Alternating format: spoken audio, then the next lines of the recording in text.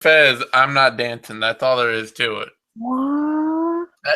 That's too much weirdness for one episode. There's no, that's not true. There's never too much weirdness. We have cats, dogs, babies. We've had so many beautiful and strange and just beautifully bizarre moments. I All don't right. know how we can really. I don't know. On that note, since we're live, welcome to the MMA Vivisection for Bellator 177. Um, the briefest vivisection we will probably have ever done because this card is two cool fights and then some shit none of us care about. But I'm joined by Victor Rodriguez in his terrible monkey hat. I mean, I know it's a fez, but and I don't say that like I'm not trying to be racist or something awful. I just only think I think of it as like the organ grinder with the like little monkey in a fez who like takes his hat and then like holds out a cup for a coin. Hey, listen. The best racism is never intentional. That's just a general rule for me. I don't know about you guys. And Eddie Mercado. Eddie, what do you think of Vic's hat?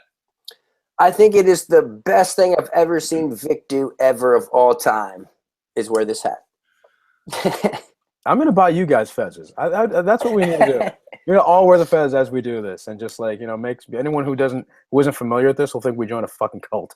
I will not say no to that idea. So all right. I'm not gonna buy it. I won't throw down for it, but I'll wear it. Yeah. All right. Cool. We're on board. So Bellator is in Budapest, Hungary this week, which means they're also on tape delay for everyone in the U.S., not just those of us on the West Coast. And it's a card that's there's some people on the prelims that none of us have ever heard of or cared about. There's two prelim fights, so we're not much there. There's a couple of main card fights that are barely recognizable, and then a main and co-main event that are both pretty good and are the whole reason that we decided to do this thing in the first place. So we are going to skip the prelims, jump right into the main card and a flyweight bout between Lena Ovchinnikova and Helen Harper. What are your thoughts on this, Vic? Well, starting off with Helen Harper, she may be familiar to some fans as a former contestant of The Ultimate Fighter.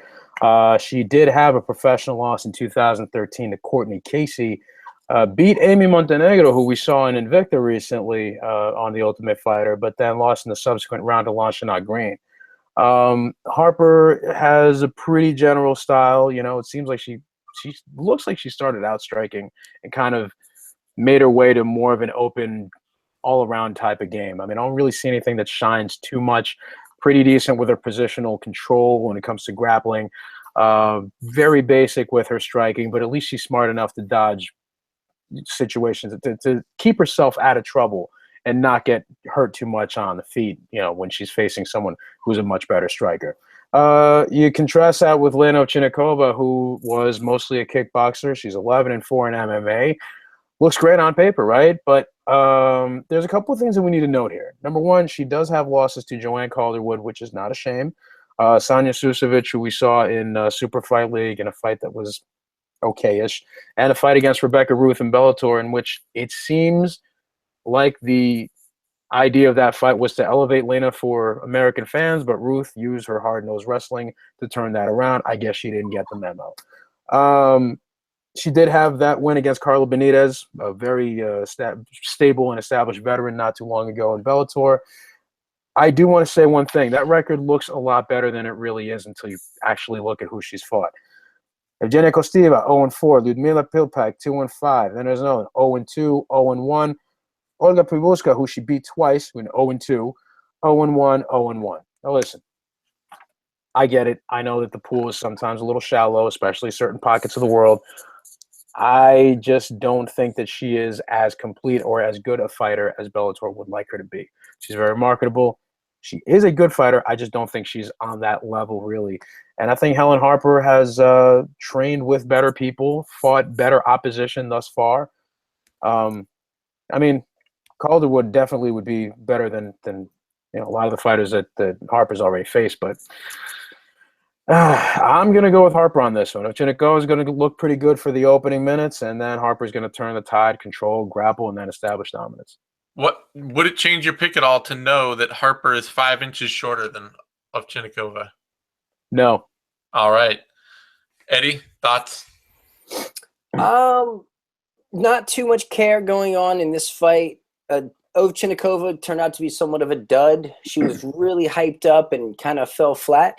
And I think part of that is, like she doesn't even look that good on paper, in my opinion. It's like a lot of fights that shouldn't really count mixed in with, I mean, she has 0 knockouts and she's advertised as a kickboxer. So, I mean, I don't really think she looks that great on paper, and she's only won 3 of her last 8.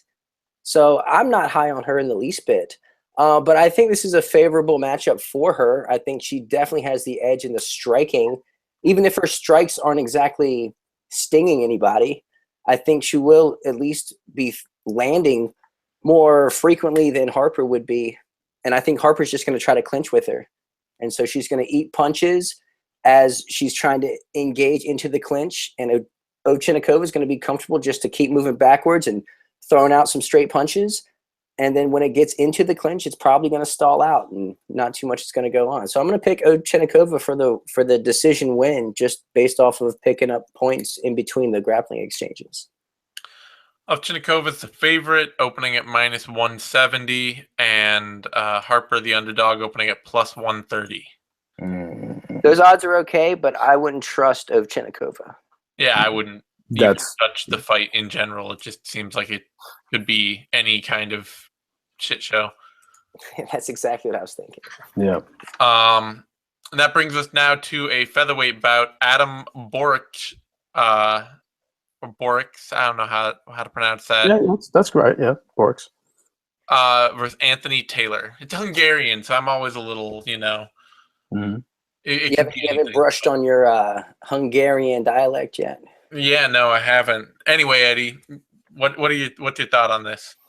Anthony Taylor weighed in at 147.4, so it's a catchweight bout now. This is not going to be at featherweight. I expect a high energy bout. Borics is pretty decent. He's got some pretty sound Muay Thai. He's got kickboxing experience, straight punches, knees. He's got pretty nice triangles off his back too. He's not afraid to go for them. Seems to be landing them pretty often. I guess that's his go-to move. Some guys just have that one specific move that they're pretty good at.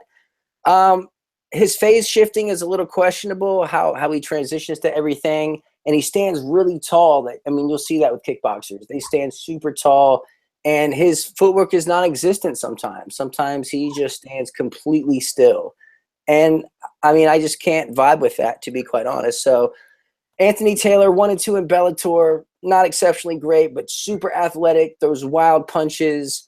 I think he's going to be bombing with his overhand right, and he'll probably get a body slam and get the TKO. So I'm picking Anthony Taylor here.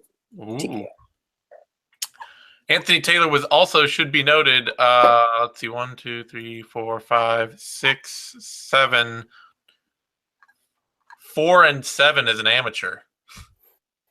Yeah, I don't really count amateur, though, to be honest. Yeah, but usually guys who go pro were at least, good amateur fighters.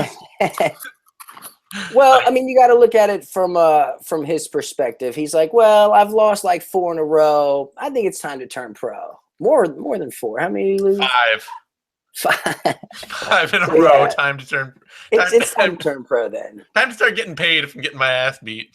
But he might be the guy that Bellator is just putting out to sacrificial lamb to some of these foreign guys to try to build up some of a buzz in those regions.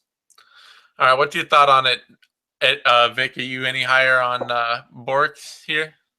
Well, here's where this what I'm really surprised and pleased about is how similarly Eddie and I are thinking on this, despite having a different idea how this is going to go.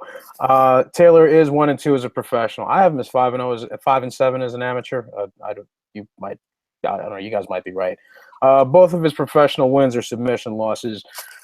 I'm starting to think that he's probably a guy who they said, look, here's a hard-nosed wrestler, comes from a pretty decent background.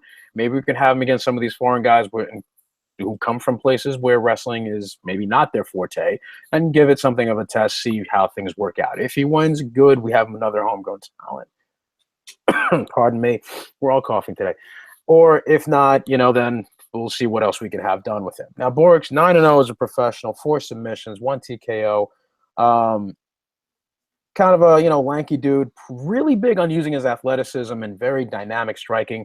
When the moment to throw some crazy flurry arrives, he's really good at letting it go. Sometimes to his detriment, but he's not afraid to really engage with his opponent. Seems like he's really out there to finish the fight anytime he's out there, and he's got a really slick top game and a very sharp one, too. Outside of that, Taylor really just has his wrestling as a major advantage. And I don't know, man, maybe Borics can either work a submission off his back or, in the later rounds, if it gets to that point, be able to be slick enough to prevent the takedown and kind of create opportunities with his striking.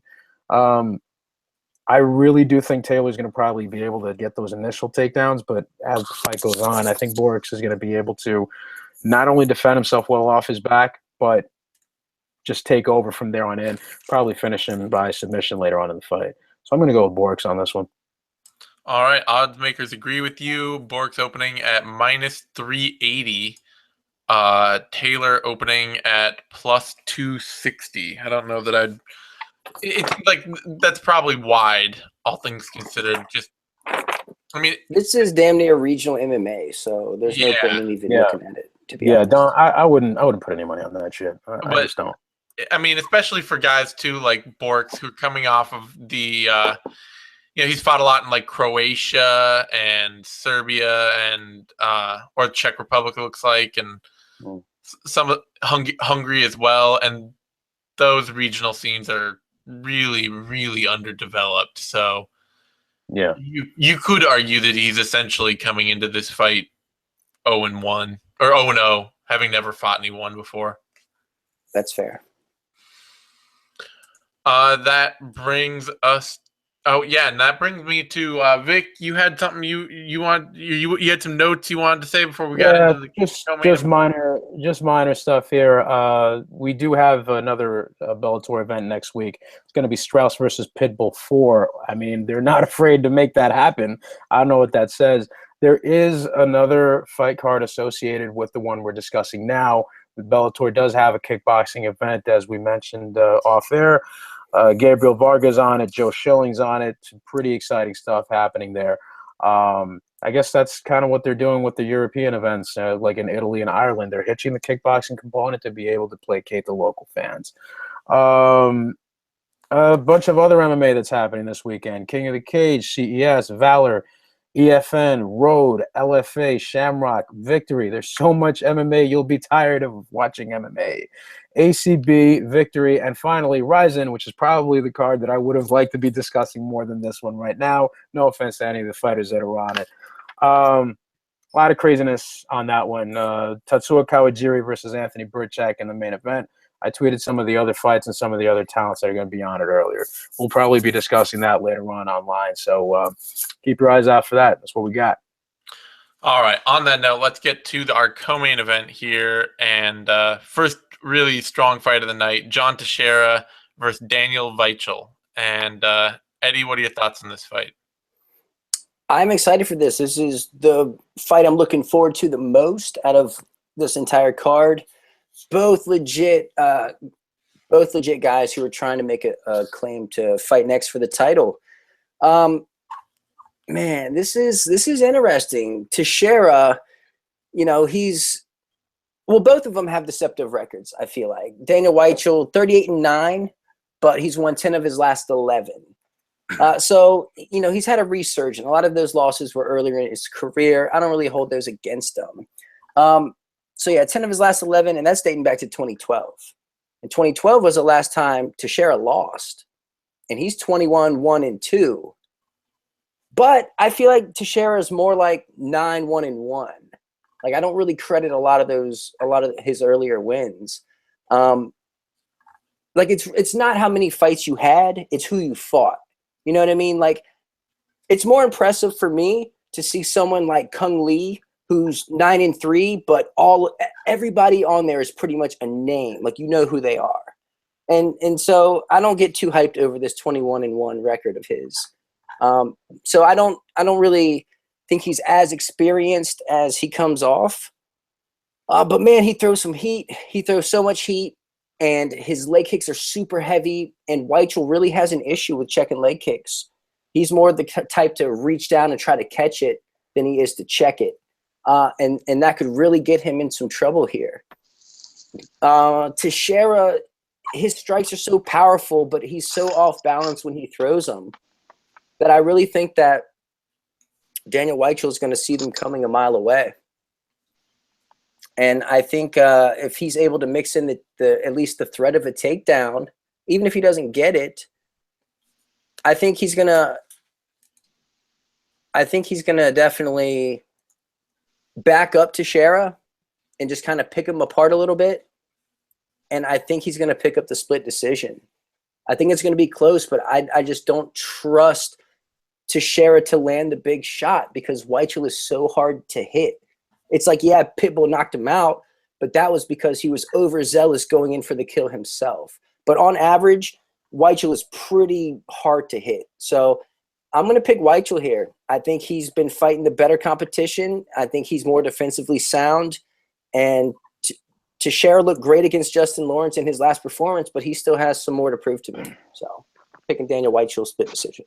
All right, Vic, who are you going with? Well, first off, Weichel does have a really impressive record. I mean, yeah, sure.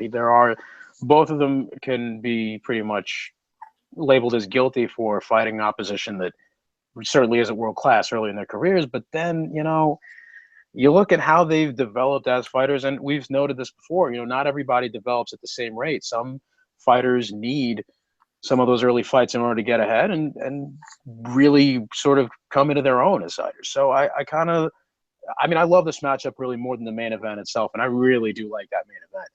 But no, Vichel is on a 3-fight win streak.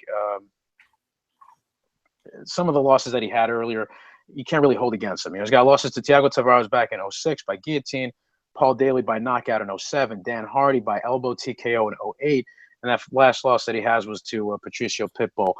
But then he's beaten guys like Georgie Karahanian, Pat Curran, Des Green, Matt Bissett, Dennis Seaver back in 2006. It's really hard to pin down how to really get the guy. And that's what I love that Eddie mentioned something really good about how not only how deceptive he can be with his movement to really stay out of trouble when it comes to the standing portion of the fight, but also how Teixeira has that tendency to load up a lot of his shots. And what I really think is going to happen more than anything is I think we're going to see spurts in this fight in which Teixeira is going to be able to first start out from the outside and sort of wade in or rush in to get into that close zone where he'd be far more comfortable, probably start letting some body shots loose. Not too many because he really does have a tendency to go for the head.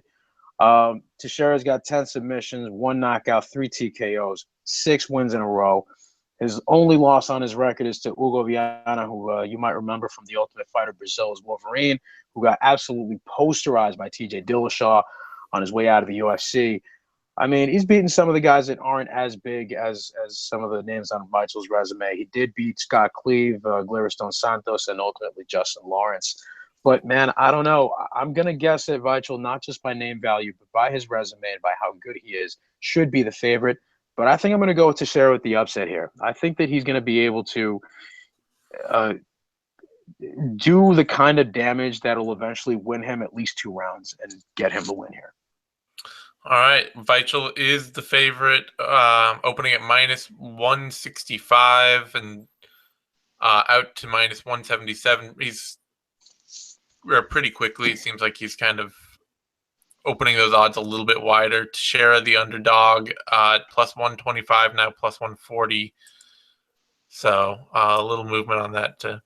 Minus 165, what opening? I mean, that's not that bad for Weichel, honestly. I feel like.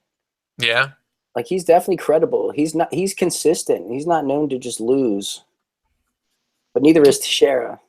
No, you gotta have a fucking knockdown, drag out fight. You really got to do something special. It is worth noting. I would say that Teixeira, other than beating Justin Lawrence and Milson Araujo, his other Bellator wins have all been split decisions. So he hasn't necessarily been running away with people, I mean, Vichel too. He's been decisioning the shit out of people. Yeah, but I'm just, like Vichel. He's had a couple split decisions in there, but he's also been, he's been submitting people in Bellator and at a reasonably high level too. Teixeira, it seems like Bellator has really been a sudden like plateau for him in terms of finishing ability. You know, Maybe. like this is a dude that was knocking people flat and choking them out regionally, and now is 1, 2, 3, 4, 5 straight decision wins. Yeah, he's just not putting people away. No. That brings us to our main event. Eduardo Dantas, Leandro Higo, initially scheduled to be a title fight, now a 3-round non-title affair. Higo coming in 4 pounds overweight. Vic, what are your thoughts on this? First off, I would like to give a tip of the hat to, well, might as well just tip my hat, to Jonathan Snowden over at Bleacher Report, who wrote a pretty good piece. It was, it was great. I mean, the problem is it was a bit brief, and it was regarding Leandro Higo's background in Brazil and how this guy's basically never really made much money in MMA. He's basically living hand to mouth at some points in his career. Here's a guy who had between 2013 and 2015 had 6 straight fights canceled. Apparently, a lot of the opposition was ducking him, and he's fought some really great guys. He's had some great finishes on the regional scene. I'm talking about fights that he's had in Jungle Fight. He moved on to RFA, which later turned into LFA rather.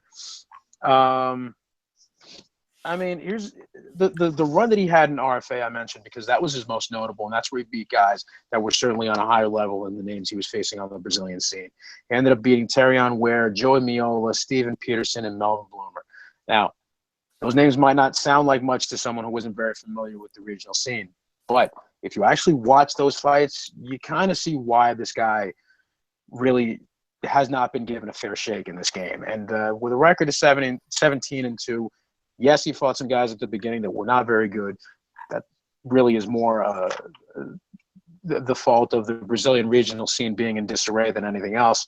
But the guy is good. He's very, very legitimate, very calculated with his strikes. He starts putting on the pressure, almost like in a Muay Thai fight, where it starts off slow and then it starts going in incremental just bursts of energy. So he starts applying the pressure. He doesn't really let up once he's really found his comfort zone.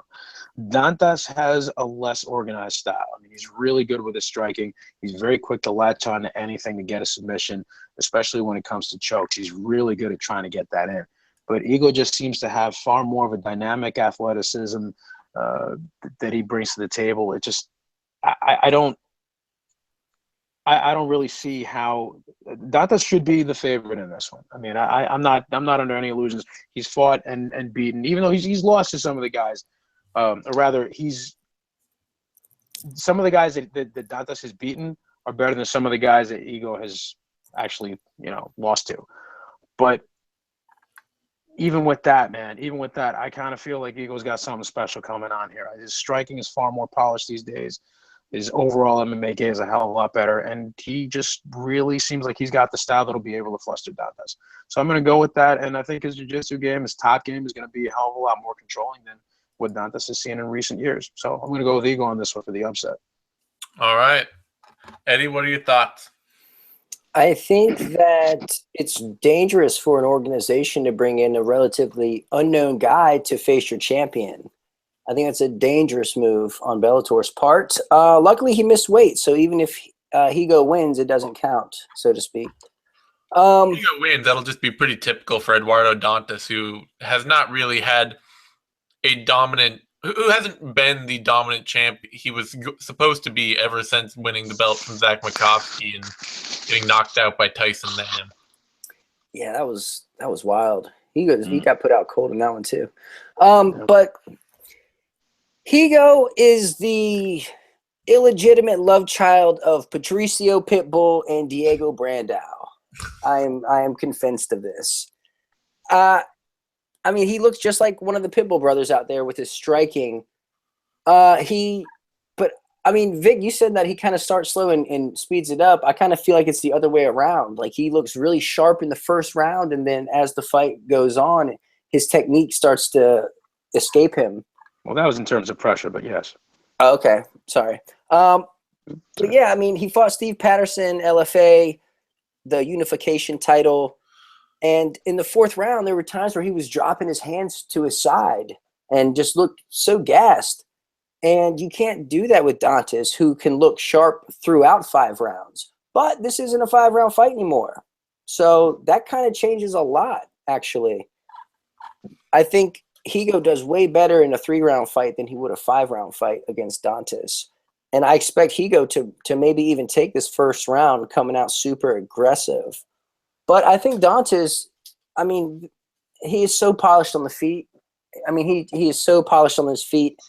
And he's getting a lot better at his takedown defense that I don't think Higo will be able to get it down. And Dantas isn't shy about, changing levels himself. I mean, we saw that when he fought Mike Richmond. He came out and threw a body kick to double leg takedown. So I think Dantas, I think he's going to come out and look to mix it up. And I think he's going to try to grapple with Higo a little bit. And I will take Dantas by decision. All right, odds makers agree with you. They have Dantas as the favorite, opening at minus 215, currently floating around minus 240. And Higo, the underdog, opening at plus 165, currently floating around plus 180. As a general rule, I try to stay, or at least my friend does, tries to stay away from any kind of betting that involves fights in which someone didn't make weight. There's just too much funk going on in those. Yeah, For what it's worth. I agree with that. Yeah. All right. Well, on that note, let's get the hell out of here and find other things to do with our day. You can find me on Twitter at TheZaneSimon. You can find Vic on Twitter at VicMRodriguez. You can find Eddie on Twitter at TheEddieMercado. You can find all 3 of us over at BloodyElbow.com. Give us a like over on YouTube. That's the thumbs up thing down there. Subscribe to our YouTube channel, MMANation.com, DOTCOM. That's where you get all the latest Bloody Elbow shows, videos, news, analysis, all that good stuff we're doing week in, week out. We will be back. I'll be back for the 6th round after the UFC event this weekend. And then with Eddie, I believe it's going to be. Yes, sir. I will be joining you. Yeah, Eddie and I will be back for the 6th round. And then we'll be back next week with UFC Nashville, I believe it is. Yep. The UFC Fight Night 108 in Nashville. Yeah, what's his name? Swanson Lobov card. And we'll have Care Don't Care If I Did It to Vivisection, all that good stuff for that. So everybody tune in, and we will see you next time. Thank you.